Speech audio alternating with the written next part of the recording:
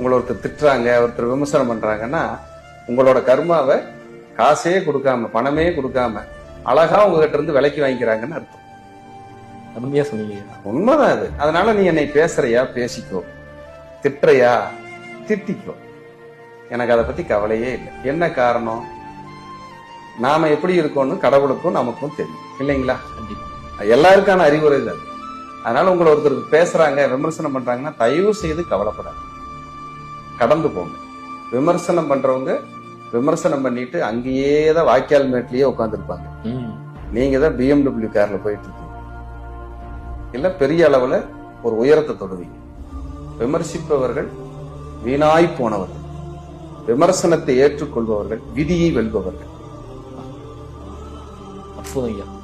இதுதான் உண்மை.